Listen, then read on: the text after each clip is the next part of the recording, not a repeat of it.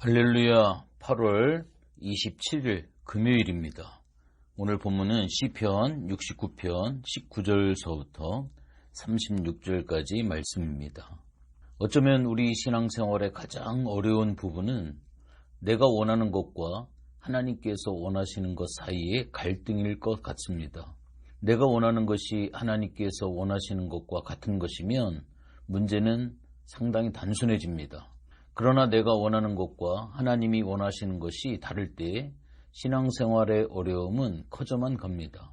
또 인생이라고 하는 긴 여정에 찾아오는 시련과 시험, 유혹의 문제 앞에 어떻게 일관된 믿음을 유지할 수 있느냐도 중요한 문제입니다. 하나님은 우리를 하나님의 양육 프로그램에 따라 양육해 가십니다. 그래서 우리가 정금같이 나오게 되기를 소망하시며 우리를 연단하시고 훈련시키시는 것입니다.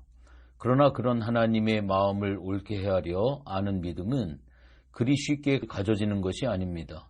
그래서 우리는 내가 좋아하는 예수를 믿고 싶어하고 내가 좋아하는 방식으로 교회를 섬기려고 하는 경향이 있습니다. 그 가운데 가장 빈번하고 어려운 것이 형식이라고 하는 것과 마음이라고 하는 것 사이의 긴장입니다. 형식이 필요치 아니한 것은 아닙니다. 저 개인적으로 예배 순서를 담당하는 사람이 의상에서부터 준비가 필요하다라고 생각하는 사람 중에 하나입니다. 그냥 아무렇게나 입고 와서 기도하고 헌금위원을 하는 것은 옳지 않습니다. 하나님께 예배하는 예배자로 합당한 자세가 아니라고 고지식하게 생각을 합니다. 예배의 형식도 중요한 것입니다. 그러나 제가 말씀을 드리려고 하는 문제의 핵심은 형식만 있고 마음이 없는 것입니다. 이럴 때 하나님은 외식이라고 표현하시면서 가증하다라고 말씀을 하십니다. 다윗은 노년까지 자녀들의 반역으로 고통을 겪어야 했습니다.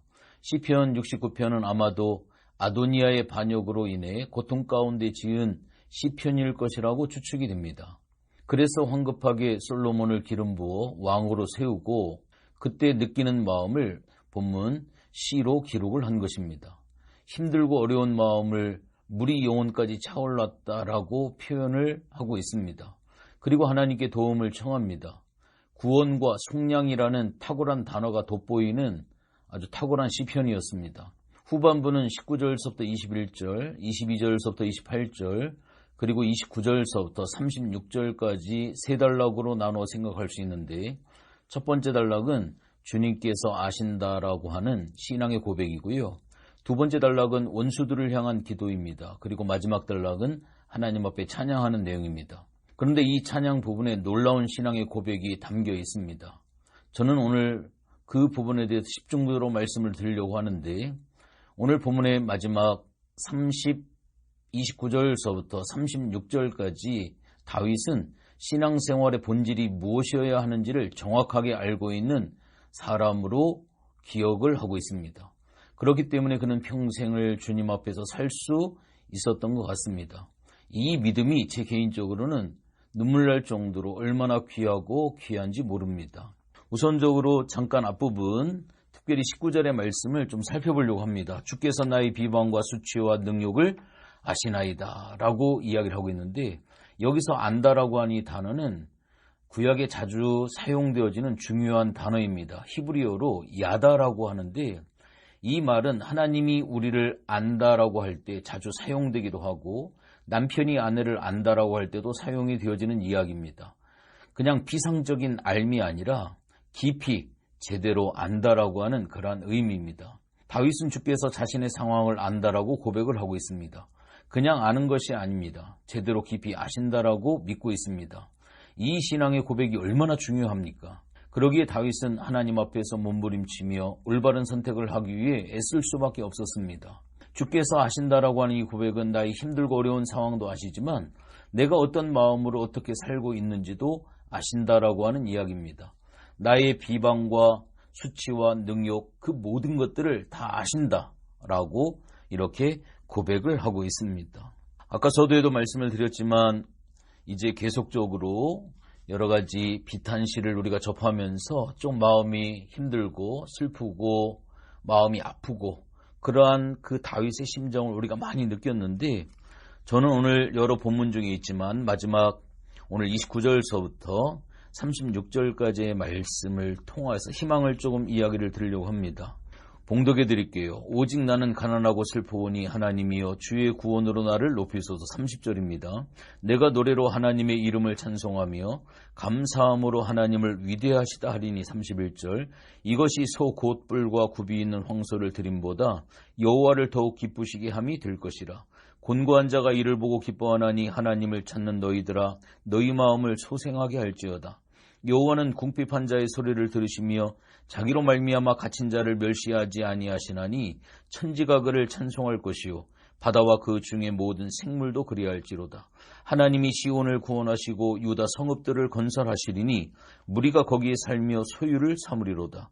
그의 종들의 후손이 또한 이를 상속하고 그의 이름을 사랑하는 자가 그 중에 살리로다. 다윗은 신앙생활의 본질에 대해서 이야기를 하고 있는데, 오늘 여기 본문에 보면 나는 가난하고 슬프다라고 한 이 고백은 그가 느끼는 심령의 가난을 이야기를 합니다. 다윗은 왕이고 부자입니다. 그렇기 때문에 여기서 말하는 가난이라고 하는 것은 생활의 가난이 아닌 영적인 상태를 이야기를 합니다. 주님을 사모하는 마음이 가득하다라고 하는 것이죠. 그러면서 형식적인 예배보다 중요한 것이 마음을 드리는 찬양과 경배라고 하는 것을 황소를 드림보다 더 귀하다라고 하는 사실로 확실하게 이야기를 하고 있습니다.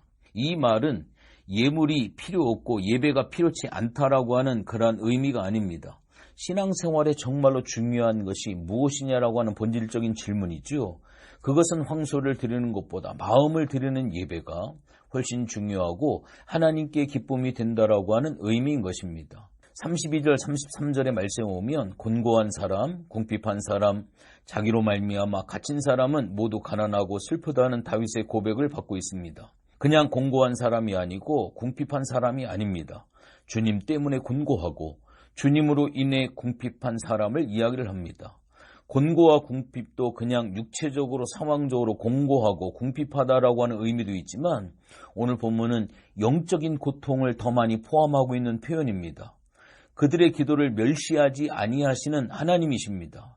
그럴 때 온 우주가 하나님을 찬양하게 될 것이라고 고백을 합니다. 시온, 유다 성읍, 그의 종들의 후손까지는 결국 가난한 사람들, 믿음으로 사는 사람들을 지칭하는 말입니다.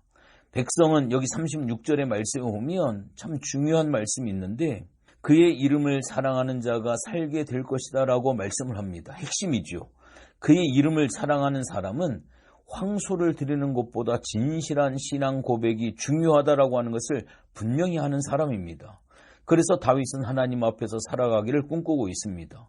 영혼까지 물이 들어오고 온갖 비아냥거림, 과거의 상처를 꺼내서 이미 하나님으로부터 징계를 받았음에도 또 괴롭게 하는 사람들입니다.